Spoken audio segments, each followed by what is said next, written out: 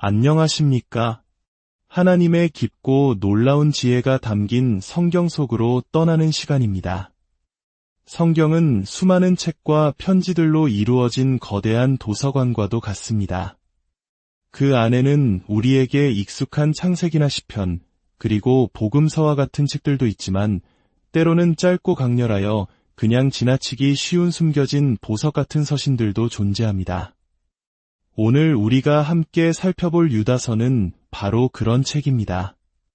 단 한 장으로 이루어진 이 짧은 편지는 성경 속에서 가장 주목받지 못하는 서신 중 하나일지도 모릅니다. 하지만 그 안에는 초대 교회 성도들을 향한, 그리고 오늘을 살아가는 우리 모두를 향한 매우 긴급하고도 절박한 메시지가 담겨 있습니다. 마치 고요한 밤을 깨우는 사이렌 소리처럼 영적으로 잠든 교회를 향해 울리는 강력한 경고의 목소리입니다. 이 귀한 말씀을 나누기 전에 잠시 여러분께 부탁드립니다. 만약 오늘 이 말씀이 여러분의 마음에 울림을 준다면 좋아요와 구독을 통해 이 빛을 더 많은 이들에게 전하는 일에 동참해 주십시오. 여러분의 작은 손길이 어둠 속에서 길을 찾는 또 다른 영혼에게 소중한 등불이 될 수 있습니다. 이 채널을 통해 하나님의 은혜가 널리 퍼져나가기를 소망하며 함께 하시는 모든 분들께 주님의 평강이 가득하기를 기도합니다. 자, 그럼 이제 유다서의 세계로 들어가 보겠습니다. 편지는 이렇게 시작합니다. 예수 그리스도의 종이요, 야고보의 형제인 유다는 부르심을 받은 자곧 하나님 아버지 안에서 사랑을 얻고 예수 그리스도를 위하여 지키심을 받은 자들에게 편지하노라. 긍휼과 평강과 사랑이 너희에게 더욱 많을지어다. 먼저 편지를 쓴 유다가 누구인지 살펴볼까요? 그는 자신을 두 가지로 소개합니다. 하나는 야고보의 형제라는 것이고 다른 하나는 예수 그리스도의 종이라는 것입니다. 여기서 야고보는 예루살렘 교회의 지도자였던 바로 그 야고보를 의미합니다. 이는 곧 유다가 예수님의 친동생 중 한 명이었음을 알려주는 중요한 단서입니다. 한번 상상해 보십시오. 만약 여러분이 예수님의 동생이었다면 자신을 어떻게 소개하시겠습니까? 저는 위대한 예수님의 동생입니다 라고 말하며 자신의 혈연적 특별함을 내세우고 싶지 않았을까요? 하지만 유다는 그렇게 하지 않았습니다. 그는 자신을 예수 그리스도의 종이라고 먼저 밝힙니다. 이는 그에게 혈연 관계보다 예수님과의 영적인 관계, 즉 주님과 종의 관계가 훨씬 더 중요하고 본질적이었음을 보여줍니다. 복음서를 보면 예수님의 형제들은 처음에는 그분을 믿지 않았습니다. 그러나 부활하신 주님을 만난 후 유다는 자신의 형이었던 예수를 인생의 주인이자 구원자로 고백하게 된 것입니다. 특권의식에 사로잡히지 않고 오직 주님께 순종하는 종의 자세를 가졌던 그의 겸손함이 편지 첫머리부터 깊은 울림을 줍니다. 그렇다면 이 편지를 받는 사람들은 누구일까요? 유다는 그들을 세 가지 아름다운 표현으로 부릅니다.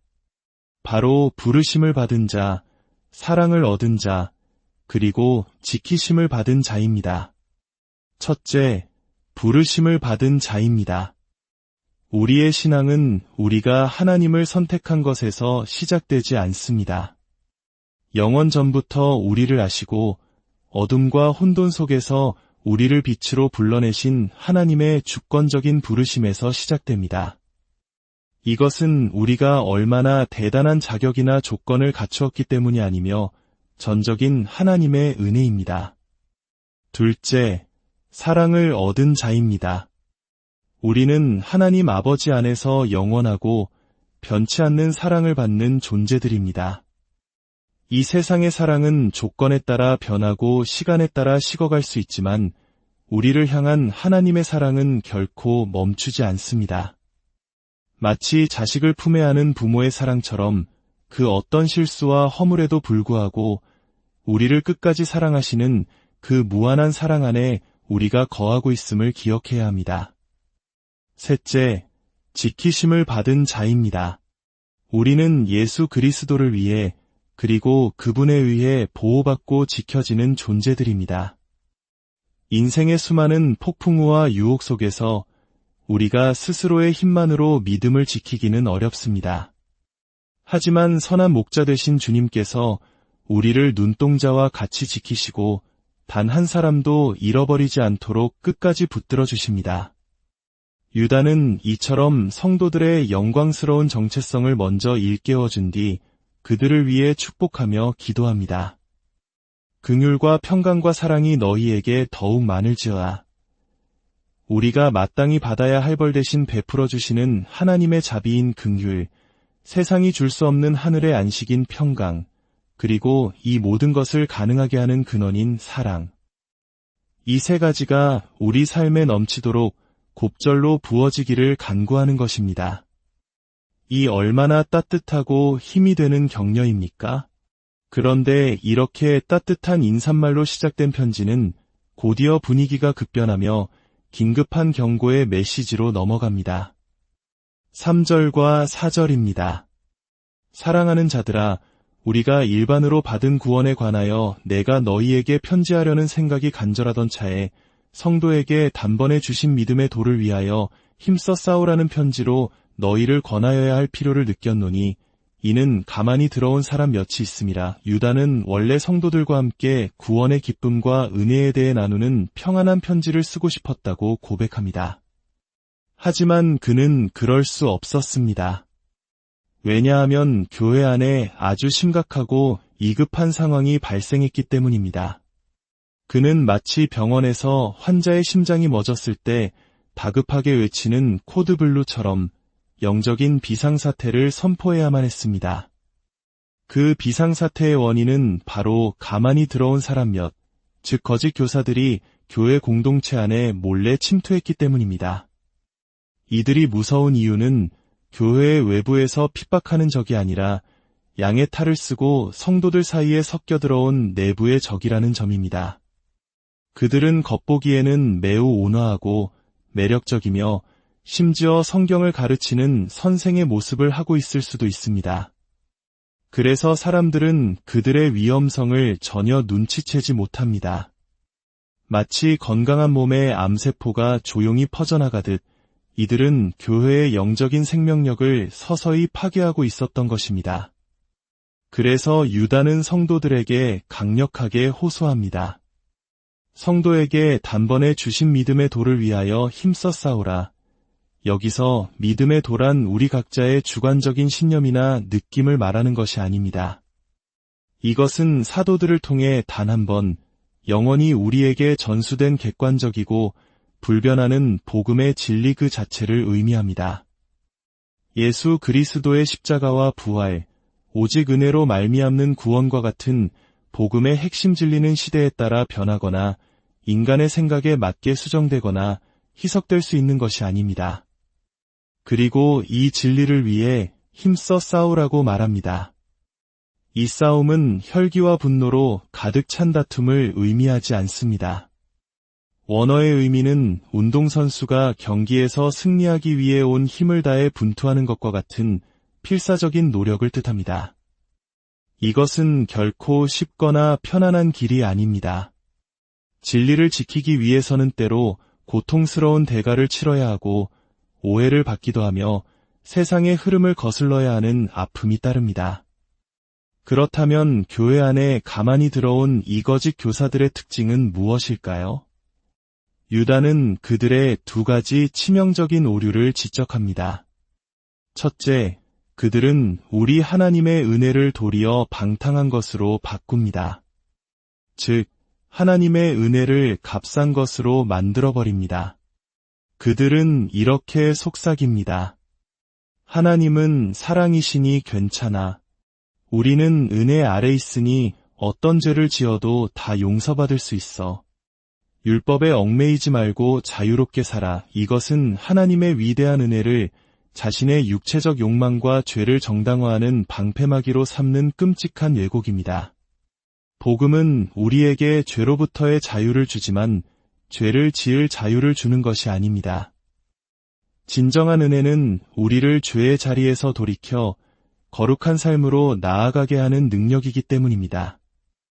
오늘날 우리 시대에도 이러한 유혹은 만연해 있습니다. 많은 사람들이 성경의 명확한 가르침보다 자신의 경험이나 감정을 더 중요하게 여깁니다. 하나님도 내 상황을 아시면 이해해 주실 거야.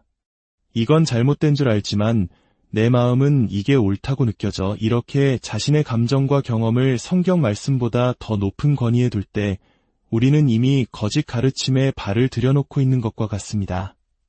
둘째, 그들은 홀로 하나이신 주제 곧 우리 주 예수 그리스도를 부인합니다. 이 부인은 나는 예수를 믿지 않는다라고 직접적으로 말하는 형태가 아닐 수도 있습니다. 그들은 입술로는 주님을 시인하지만 실제 삶의 모든 영역에서 예수님의 주인 되심을 거부함으로써 그분을 부인합니다. 삶의 주인이 내가 되고 돈이 되고 성공이 되는 순간 예수님은 더 이상 우리 삶의 주제가 아니게 됩니다. 그들의 가르침은 결국 예수 그리스도의 절대적인 권위와 통치를 약화시키고 인간 중심적인 신앙으로 변질시킵니다. 유다는 이처럼 심각한 내부의 위협 앞에서 교회가 더 이상 잠들어 있어서는 안 된다고 외치고 있는 것입니다. 외부의 핍박보다 더 무서운 것은 진리를 조금씩 갉아먹는 내부의 변질입니다. 오늘날 한국 교회 역시 세상의 수많은 비신학적이고 세속적인 가치관의 도전에 직면해 있습니다.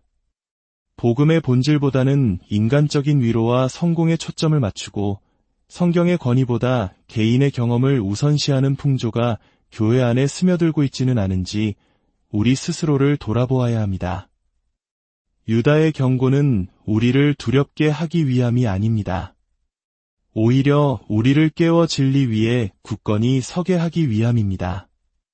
그리고 이 영적 싸움을 감당할 수 있는 힘이 우리 자신에게서 나오는 것이 아님을 상기시킵니다.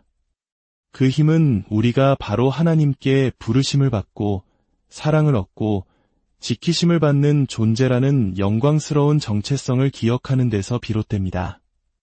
사랑하는 성도 여러분, 유다의 이 짧은 편지는 2000년 전의 교회뿐만 아니라 오늘을 살아가는 우리에게도 동일하게 주시는 하나님의 음성입니다. 우리 주변에도 달콤한 말로 복음의 진리를 흐리게 하고 하나님의 은혜를 방종의 기회로 삼게 하며 예수 그리스도의 주인 되심을 약화시키려는 수많은 유혹들이 존재합니다. 이러한 시대 속에서 우리에게 단번에 주신 변치 않는 믿음에도 이 복음의 진리를 굳게 붙잡고 그것을 위해 힘써 싸우는 저와 여러분이 되기를 소망합니다. 우리의 감정이나 경험이 아닌 오직 영원한 하나님의 말씀 위에 우리의 신앙을 굳건히 세워야 합니다. 이제 함께 기도하겠습니다. 능히 우리를 보호하사 거침이 없게 하시고 우리로 그 영광 앞에 흠이 없이 기쁨으로 서게 하시리. 곧 우리 구주 홀로 하나이신 하나님께 예수 그리스도 우리 주님으로 말미암아 영광과 위엄과 권력과 권세가 영원전부터 이제와 영원토록 있을지어다. 주님, 오늘 유다서를 통해 잠들어 있던 저희의 영혼을 깨워주시니 감사합니다. 우리가 누구인지, 즉 주님의 부르심을 받고 변치 않는 사랑을 받으며 끝까지 지키심을 받는 존귀한 자녀임을 잊지 않게 하옵소서. 이 혼란한 시대 속에서 진리를 분별할 수 있는 지혜를 주시고 값싼 은혜와 타협하지 않으며 오직 예수 그리스도만을 우리 삶의 주인으로 모시고 살아가는 용기를 허락하여 주시옵소서.